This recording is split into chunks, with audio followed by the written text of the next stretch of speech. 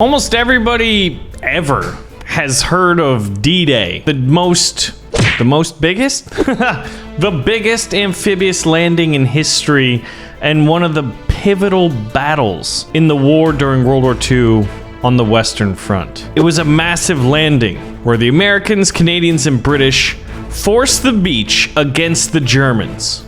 And you may be thinking, hey, Baron, that's a biplane. They weren't using those at this point in World War II. Baron, this looks like the British Expeditionary Forces. And the beach, that's not held by Germans. Those are the Ottomans. Look at their uniforms. Look at their flags. Look at the weaponry that they have. Wait a minute, this isn't D-Day at all.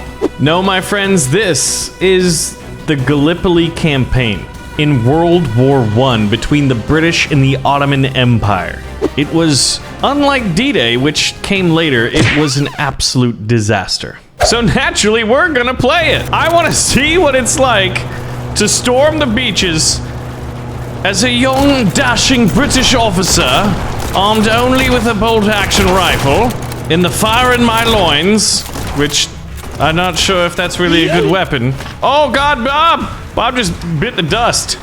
But whoa, stop pushing me out of the way. These guys, look at the biplane storming overhead. Got that guy in a headshot. But yeah, basically like Winston Churchill, later the Prime Minister of England during World War II and considered like by many to be an absolute legend and hero.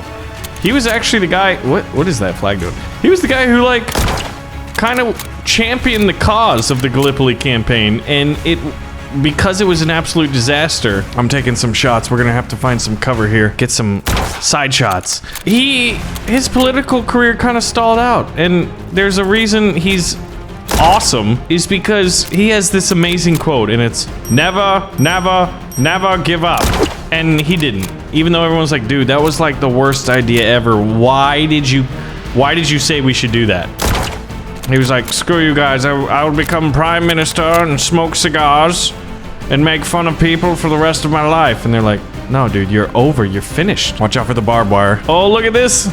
The Hellriegel 1915. I want to try this. This is that submachine gun. I remember Battlefield 1, like seeing this, and Battlefield 1 was all about like automatic weaponry, and you're like, wait, that's not too much like World War I, is it? So the Brits actually stormed the beaches. A little bit of a history there. Not entirely sure this is how it went. The landings went pretty well for us, but the reason that they went for the Gallipoli landings was it's in a very strategic place, right? The Germans and the Ottomans were bombarding the Russians. The Russians were not doing a good job during World War I. Some people said they did so poorly that they had a revolution, you know, and the commies took over. Okay, so the Ottomans clearly need some help. We need to come up with some defenses to try to make this play more to how it was in history, and I'm thinking I'm gonna play as the Ottoman side this time because we gotta see what a beach landing was like. And what I love about this is in Ancient Warfare 3, which is a game that is continually getting updated as well,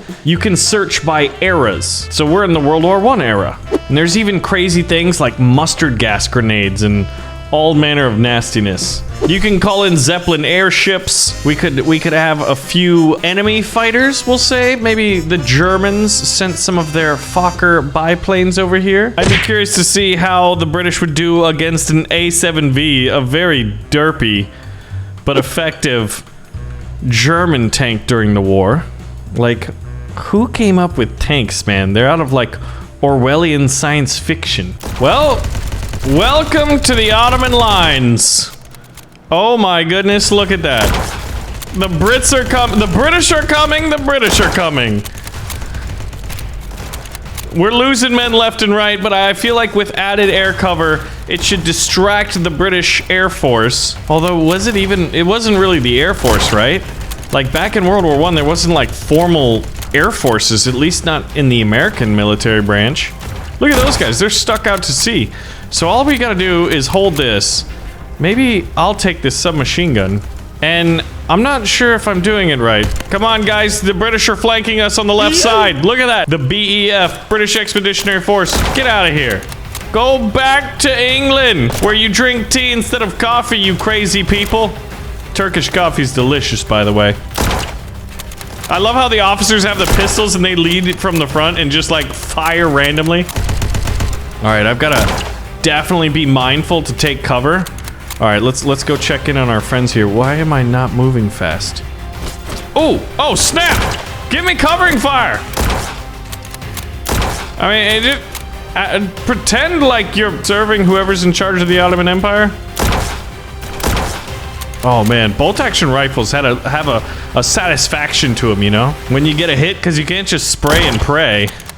You gotta aim small, miss small. You gotta make Vasily Zaitsev, who wasn't even alive at this time, you gotta make him proud. And look at that, we defended the beaches. But, oh my god, that plane is incredibly fast. But it begs the question, what if the British had brought an airship? And one thing I wish we could do is place a landing ship that can hold a tank. Granted, in this day and age, it's probably not very good. You can only place one Zeppelin. I only did place one Zeppelin. This thing is just so high up there. And then look at this. You can give it ordnance. Now, obviously, we're not going to be giving it nuclear bombs, but mustard gas and 500 pounders seem accurate, right? And we'd probably only give them 3 special ordnance bombs, the mustard gas, which is now against the Geneva Convention, and rightfully so. And then 500 pounders because the airships back in World War I mean, this isn't like steampunk or diesel punk, you know? And maybe an extra landing ship because most of them are just getting wrecked. And we'll give them bayonets. We shall give them the bayonet. And this is like the special detachment because they don't have the same hats as these guys do. They could be, let's say, I mean, if they brought an airship, maybe they would have asked, some of the Americans to join them in this ill-fated venture. Well, what if the British did bring an airship? They've got air forces. They're Sopwith camels or what have you flying overhead. The British are coming. Man, this guy's on fire. What hit you that caused you to get on fire? Why everyone else is fine? I'm not sure why I can't get the static defenses to work for me. Man, that boat reminds me of the scene from Saving Private Ryan when, like, the door dropped and just everybody got wrecked. Now watch that. Watch what happens to that guy. You don't want to be stuck on the boat because it's like the water, just imagine the water's filled with piranhas. I don't know why. It's not totally accurate. But that guy is not going to have a good time once the water hits him. No! He got piranha'd. And now there's a few good Tommies charging the field, doing the best they can. But look at these defenses, man. I mean, we got the H-1915 submachine guns. Oh, man. It's amazing, though. In World War I, like, the Russians did poorly, the Austro-Hungarians did poorly. Like, they were, like, renowned both for, like, what's up, dude? You're dead. Excuse me, that is not becoming of a gentleman. Let's try out your gun. What do you guys have? Is this a shotgun? This is a shotgun. He brought a shotgun. All right, now I've got to be careful where I go because we got to finish off the last remaining British soldiers. See this? Oh gosh, I guess. Hold on. Look at those hit indicators. Yeah, I shot it down with a submachine gun. That's incredible. The fun thing about Ancient Warfare 3 is like it's a battle simulator. It's a true battle simulator, and it's one of the biggest sandbox battle simulators that there is out there.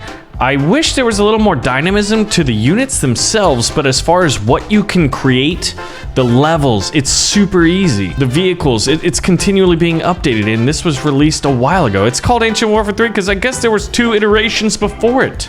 But since it's a battle simulator, we can go to, oh, I don't know, future technology and put in a couple Jedis if we wanted. Or, oh, I don't know, let's put in a heavy machine gun, which is more of like a Gatling gun. What would happen if we put one like, oh, I don't know, right there? Like, this is some Star Wars looking stuff. Look at this. Doesn't that look like the walkers from the Clone Wars? I mean, tell me it doesn't. Oh my god, that's actually gorgeous. But then that would mean that the British would also get some help from the future. We're gonna have 3 drop ships coming in here. And you know what? One of them? Jedi. Where can I learn this? Not from a Jedi. Lightsaber. Each one's gonna have a Jedi, and then some like stormtroopers in here. Who needs a Zeppelin when you have Jedis and Stormtroopers storming the beach. Now, drop speed is going to be fast, and the drop location, we want you to drop right behind those guns. Lead ship, you're also going to have a fast drop, and we want you right behind that trench system. And you're just gonna hit the beach. Surf's up, dude. Say I don't want to be the Ottomans because I know Jedis and Stormtroopers are about to hit the beach via these amazing futuristic gunships. Well, you can spectate. Like I said, it's one of the most beautiful and incredible sandbox-style battle simulators. So as these drop ships come in, dropping... Uh-oh, one of them went down. I hope Obi-Wan wasn't on that one. Oh, God! These guys are getting gunned down. That vehicle has single-handedly taken out 2 of these drop ships. Only one is working. I'm sorry, Winston, but, you should have brought more clone troopers and Jedis, because the Ottomans are doing an exceptionally good job at holding this. And unfortunately, some of the dropships, their engines must have stalled or something. But enough, maybe Tommies and clones, I think, made it. Because look at that. Oh, dude, I'm sorry, but bolt-action rifles ain't gonna help you against clone troopers. Now, who's left alive? They have a few snipers on the point here. Who's gonna storm this position? The A7V, but ultimately, the airship is still going, and the Tommies and the clone troopers did secure this. Now, unfortunately, this was the biggest problem. I think in order for this to work a little bit better, we're gonna need a little bit of better air support. Those biplanes aren't cutting it. Now, will 2 gunships help? Let's see if the gunships, look at that. One biplane is already squirreling around, and I'm not sure if it's gonna crash or if that's just some form of modern evasive maneuvers.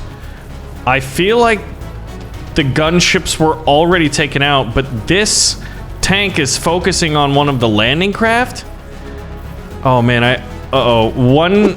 One of them is already going down. This one's trying to land their soldiers. They're getting taken out in the air. That guy's got an incredibly high rate of fire, and he's just mowing them down. We need paratrooper planes or something, because even the gunship flying around, 2 of them, it didn't help too much. I think this one, they actually surprisingly did worse, and I'm not entirely sure how that happens, but remember, history is history, and it's told by the victors, but the British without the Jedis and the clone troopers didn't have a very good stay on the beaches of what is now Turkey. So needless to say, I think we're gonna have to go back to the drawing board, but if you guys want to see more Ancient Warfare 3, let me know. If there's some maps you want me to check out, let me know. You want to see more videos? Let me know. Thanks for watching. I'll see you guys in the next one.